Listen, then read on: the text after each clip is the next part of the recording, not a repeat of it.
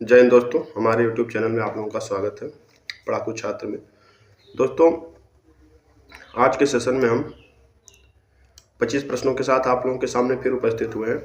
दोस्तों, जो हमारा चलिए देखते हैं, प्रश्न की तरफ चलते हैं। दोस्तों, हमारा जो प्रश्न है 201, इसका जो प्रश्न दिया गया है, दोहा छंद के माध्यम से अलौकिक रस की अभिव्यक्ति किस प्रकार की होती है। ऑप्शन दिया गया है दिव्य और अद्भुत घटनाओं के माध्यम से, मनुष्य की मानसिक और शारीरिक विकृतियों के माध्यम से, प्राकृतिक सौंदर्य और शांति की अभिव्यक्ति में, घमासान युद्ध और शौर्य के रूप में। ठीक है दोस्तों, इसका जो ऑप्शन सही होगा, ऑप्शन नंबर 1 सही होगा। आप अगले प्रश्न की तरफ चलते हैं। दिया गया है, चौपाई छंद में विभत्स रस का उद्दीपन विभाग कौन सा होता है। ऑप्शन दिया गया है घृणा और विकृति के दृश्य, साहस और वीरता का आह्वान, प्राकृतिक सुंदरता और संतुलन, प्रेम और सौंदर्य के संकेत। दोस्तों, इसका जो सही ऑप्शन होगा, ऑप्शन नंबर 1 इसका भी सही होगा, घृणा और विकृति के दृश्य। अगले प्रश्न की तरफ चलते हैं। दोहा छंद में श्रृंगार रस को अभिव्यक्त करने वाला कौन सा दृश्य या भाव उपयुक्त होगा। ऑप्शन दिया गया प्रेम और सौंदर्य में रंगीनता का एहसास, दूसरा ऑप्शन है उदासीनता और शांति का गहरा अनुभव, तीसरा ऑप्शन है साहस और संघर्ष की वीरता, चौथा ऑप्शन भय और घबराहट का माहौल। दोस्तों, इसका जो सही ऑप्शन है 203 नंबर का, ऑप्शन नंबर 1 इसका भी सही है, प्रेम और सौंदर्य में रंगीनता का एहसास। दोस्तों, अगले क्रम में चलते हैं। चौपाई छंद में रौद्र रस के उद्दीपन विभाव को किस प्रकार व्यक्त किया जाएगा। ऑप्शन दिया गया है आक्रोश और घृणा के साथ युद्ध की चित्रण, दूसरा ऑप्शन है प्राकृतिक सौंदर्य की सराहना, तीसरा ऑप्शन है साहस और शांति की भावना, चौथा ऑप्शन है धैर्य और संतुलन की स्थिति। दोस्तों, 204 नंबर का भी ऑप्शन नंबर 1 ही सही होगा। अगले क्रम में देखते हैं। दोहा छंद में वीर रस का उद्दीपन विभाव क्या हो सकता है। ऑप्शन दिया गया है साहसिक कार्य और युद्ध की विजय, दूसरा ऑप्शन है शांति और समर्पण की गहरी भावना, तीसरा ऑप्शन है प्रेम और सौंदर्य के अनुभव, चौथा ऑप्शन है आत्मविश्वास और मानसिक संतुलन। दोस्तों, इसका भी ऑप्शन नंबर 1 ही सही है, साहसिक कार्य और युद्ध की विजय। अगले ऑप्शन की तरफ चलते हैं।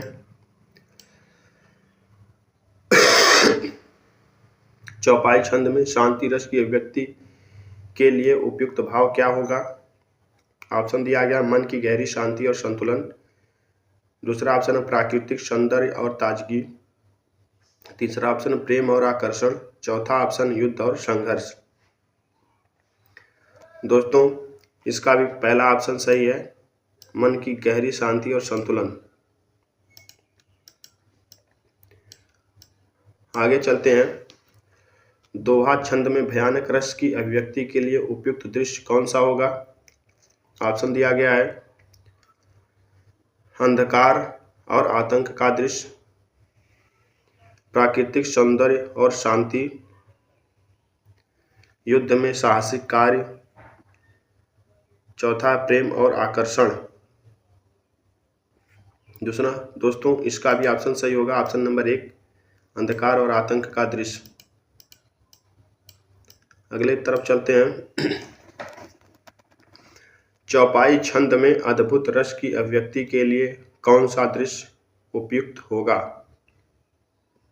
दोस्तों, ऑप्शन जो दिया गया है चमत्कारी घटनाओं और रहस्यमय दृश्यों का चित्रण, दूसरा युद्ध की कठिनाइयों और संघर्षों की गाथा, तीसरा प्रेम और सौंदर्य के प्रतीक, चौथा है आत्मविश्वास और सफलता का एहसास।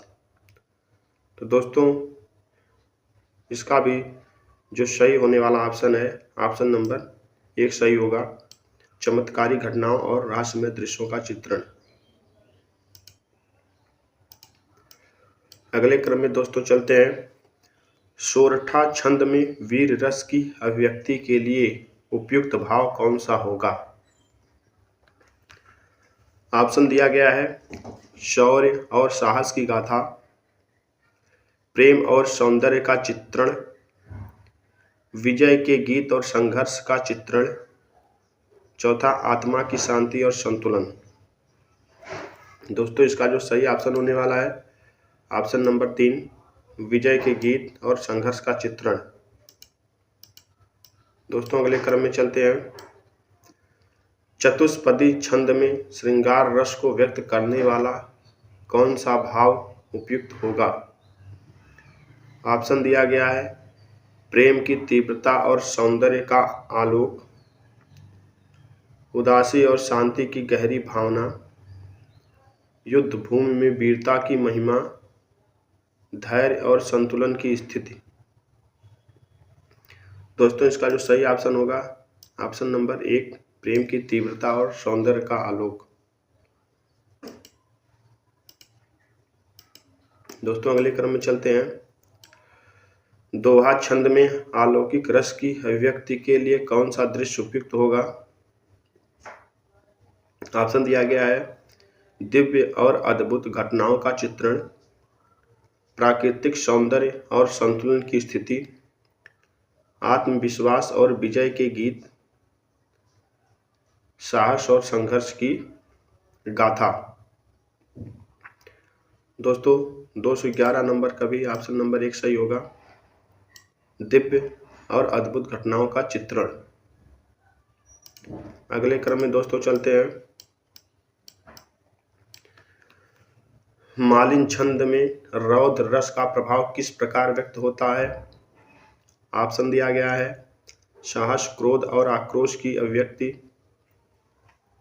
प्राकृतिक सौंदर्य और शांति की अभिव्यक्ति,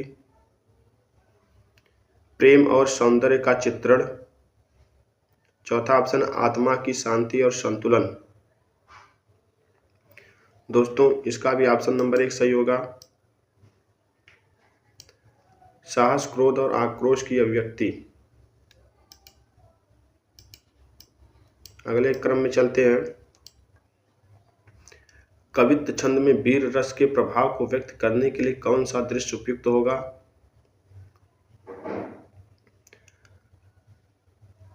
दोस्तों इसका जो ऑप्शन दिया गया साहस और वीरता का आह्वान, दूसरा ऑप्शन है प्राकृतिक सौंदर्य और शांति की छवि, तीसरा ऑप्शन है प्रेम और आकर्षण के दृश्यों की प्रस्तुति, चौथा ऑप्शन भय और घबराहट का माहौल। दोस्तों इसका भी जो सही ऑप्शन होगा ऑप्शन नंबर 1, साहस और वीरता का आह्वान। अगले क्रम में देखते हैं। त्रिवेणी छंद में विभत्स रस की अभिव्यक्ति के लिए उपयुक्त भाव कौन सा होगा? दोस्तों ऑप्शन दिया गया घृणा, विकृति और शारीरिक विकारों का चित्रण, दूसरा है प्रेम, सौंदर्य और आकर्षण, तीसरा साहस, शौर्य और विजय की गाथा, चौथा है आत्मविश्वास और मानसिक स्थिति। दोस्तों इसका जो सही ऑप्शन नंबर 1, घृणा, विकृति और शारीरिक विकारों का चित्रण।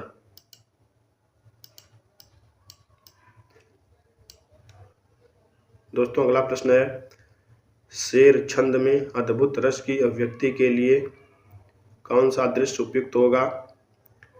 ऑप्शन दिया गया है चमत्कारी घटनाओं और अप्रत्याशित स्थितियों का चित्रण, दूसरा है युद्ध की विजय और शौर्य, तीसरा है प्राकृतिक सौंदर्य और संतुलन, चौथा ऑप्शन आत्मा की शांति और विश्राम। दोस्तों इसका भी ऑप्शन नंबर 1 ही सही होगा, चमत्कारी घटनाओं और अप्रत्याशित स्थितियों का चित्रण। ठीक है।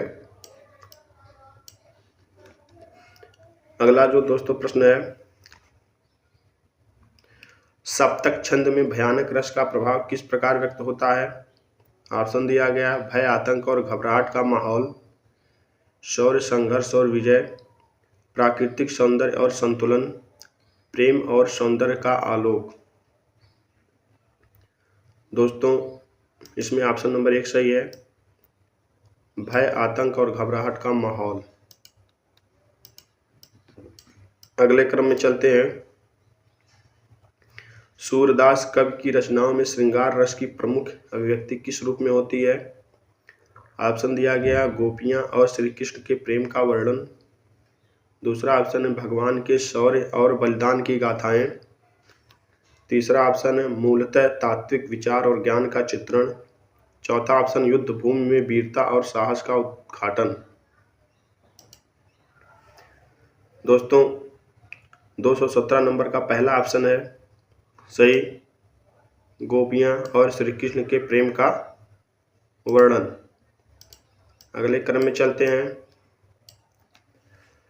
कवि तुलसीदास के रामचरितमानस में वीर रस की अभिव्यक्ति के लिए कौन सा दृश्य उपयुक्त है? ऑप्शन दिया गया राम और रावण के युद्ध का विस्तार, राम की अयोध्या वापसी और शांति का प्रतीक।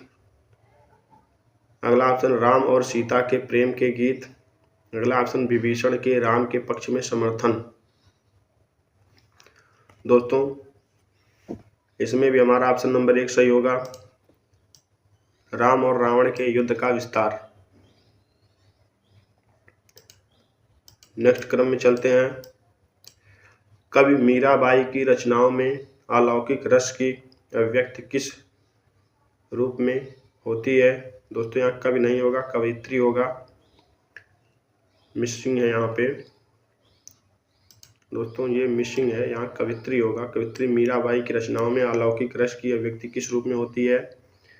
ऑप्शन दिया गया है भगवान श्री कृष्ण से प्रेम और आत्मा का मिलन। दूसरा ऑप्शन है युद्ध भूमि में विजय का आह्वान। तीसरा ऑप्शन है प्राकृतिक सौंदर्य और दृश्यात्मक छवि। चौथा ऑप्शन है साहस और बलिदान की महिमा। दोस्तों इसमें जो हमारा सही ऑप्शन है ऑप्शन नंबर 1, भगवान श्री कृष्ण से प्रेम और आत्मा का मिलन। अगले क्रम में देखते हैं। कवि बच्चन के काव्य में वीर रस की अभिव्यक्ति किस प्रकार होती है? ऑप्शन दिया गया है देशभक्ति और स्वतंत्रता संग्राम के प्रेरक गीत। दूसरा ऑप्शन प्रेम और स्नेह की गहराई। तीसरा ऑप्शन भय और घबराहट का माहौल। चौथा ऑप्शन कठिन संघर्षों के बीच साहस और शौर्य। दोस्तों इसमें जो हमारा सही ऑप्शन नंबर 1, देशभक्ति और स्वतंत्रता संग्राम के प्रेरक गीत। अगले क्रम में चलते हैं। कवि रसखान की रचनाओं में विभत्स रस की अभिव्यक्ति किस रूप में होती है? ऑप्शन दिया गया है कृष्ण की लीला और गोकुलवासियों के विकृति भाव। दूसरा ऑप्शन है भगवान कृष्ण के भव्य रूप का चित्रण। तीसरा ऑप्शन है राधा कृष्ण के प्रेम का शांत और मधुर वर्णन। चौथा ऑप्शन है शौर्य और वीरता के अभिव्यक्ति। दोस्तों इसमें जो हमारा सही ऑप्शन है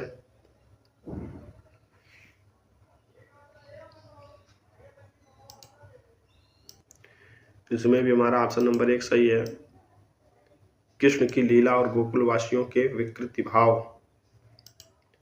दोस्तों अगले क्रम में देखते हैं। कवि कालिदास के मेघदूत में श्रृंगार रस किस रूप में व्यक्त होता है? ऑप्शन दिया गया है यक्ष और यक्षिणी के प्रेम का गहन चित्रण। दूसरा ऑप्शन युद्ध की वीरता और साहस का विश्लेषण। तीसरा ऑप्शन है प्राकृतिक सौंदर्य और आभूषणों का चित्रण। चौथा ऑप्शन है दिव्य शक्तियों का समागम। दोस्तों इसका भी हमारा ऑप्शन नंबर 1 सही होगा, यक्ष और यक्षिणी के प्रेम का गहन चित्रण। अगले क्रम में दोस्तों देखते हैं। कवि सूरदास के सूरी में विभत्स रस की अभिव्यक्ति के लिए उपयुक्त दृश्य कौन सा होगा? ऑप्शन दिया गया है कृष्ण की लीला और उसके विकृत रूप का विवरण। दूसरा ऑप्शन है कृष्ण और राधा के मधुर प्रेम का चित्रण। तीसरा ऑप्शन है कृष्ण का शौर्य और युद्ध की गाथाएं। चौथा ऑप्शन है शांति और संतुलन का अनुभव। दोस्तों इसमें भी हमारा ऑप्शन नंबर 1 सही होगा, कृष्ण की लीला और उसके विकृत रूपों का विवरण। नेक्स्ट देखते हैं, कवि जयशंकर प्रसाद के कनुप्रिया में अलौकिक रस की अभिव्यक्ति किस रूप में होती है? ऑप्शन दिया गया है, आध्यात्मिक प्रेम और दिव्य शक्ति का चित्रण। दूसरा ऑप्शन है प्राकृतिक सौंदर्य और शांति का वर्णन। तीसरा है साहसिक कार्य और वीरता की गाथाएं। चौथा ऑप्शन प्रेम और सौंदर्य का चित्रण। दोस्तों इसमें ऑप्शन नंबर 1 हमारा सही है, आध्यात्मिक प्रेम और दिव्य शक्ति का चित्रण। दोस्तों अगले क्रम में देखते हैं, कवि हरबंश राय बच्चन के काव्य में वीर रस का अभिव्यक्ति किस प्रकार होती है? ऑप्शन दिया गया है, साहसिक कार्यों और देशभक्ति के गीत। दूसरा ऑप्शन प्रेम और सौंदर्य की गहरी अभिव्यक्ति। तीसरा ऑप्शन संतुलन और मानसिक शांति। चौथा ऑप्शन है युद्ध के पश्चात आत्मा की शांति। दोस्तों इसमें हमारा जो आंसर सही है, आंसर नंबर 1 सही है, साहसिक ऑप्शन नंबर 1 सही है, साहसिक कार्यों और देशभक्ति के गीत। ठीक है दोस्तों आज का हमारा रहा सेशन। आप लोगों को देखने के लिए बहुत बहुत धन्यवाद।